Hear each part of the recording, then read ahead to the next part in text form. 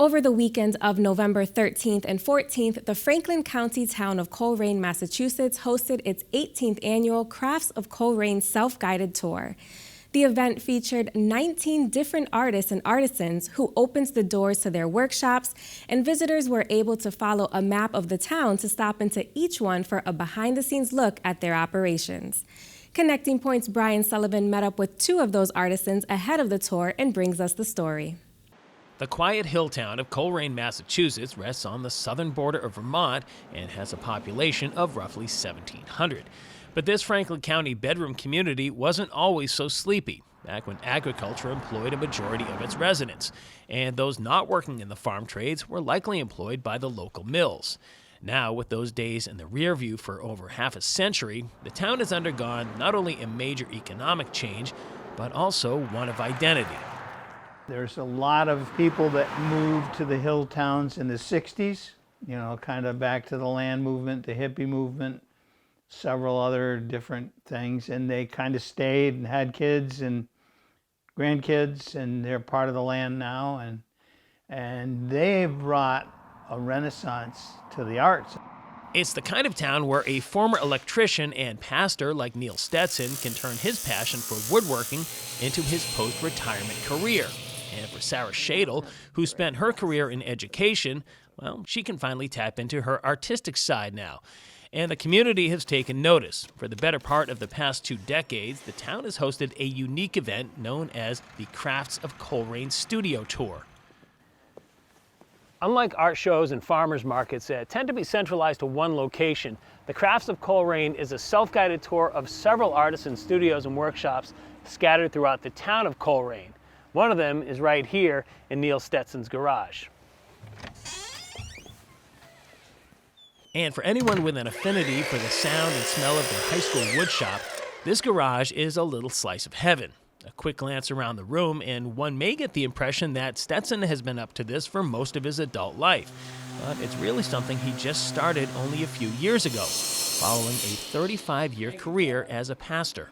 I've always wanted to do this, so I started shopping on Craigslist and Marketplace and all those places for tools, and I had a fairly good set of tools, my own, mostly hand tools, and just started making things, and somebody said, hey, you should take this to a farmer's market. So we did, and then they said, hey, this is better than farmer's market material. You need to start going to juried art shows. Those juried art shows helped create the demand for items like these shaker boxes and cutting boards, among other things. This opened the door for Stetson to then enter the Colrain show a couple of years ago. Meanwhile, on the other side of town is someone who is no stranger to the crafts tour, having taken part in each of the past 10. First-time tourgoers will likely enjoy traveling along the scenic byway of Route 112 that cuts through the center of town to get there. The beautiful hillside property of artist Sarah Schoedel shouldn't disappoint either. In fact, it was the inspiration for the name of her company. My son-in-law had named our place here the Compound, because we kept adding on over the years, 36 years that we've been here. We built our house, then added on the studio.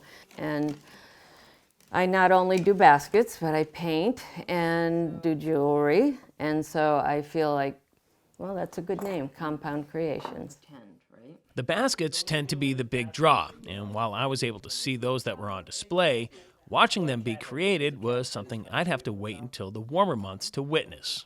My basket studio is above my garage, and it's not heated, so I am not actively making baskets at this time of year.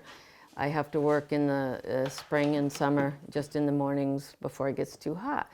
And I tried to set up my home and my studio display for people to come in and see what I do, and can make a purchase if they happen to be in the shopping mood.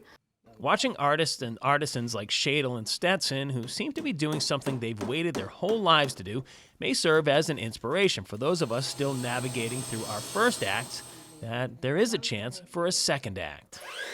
I never feel like I'm going to work. I always feel like I get to uncover what God created today, And every piece of wood has a story, and I just love uncovering that story.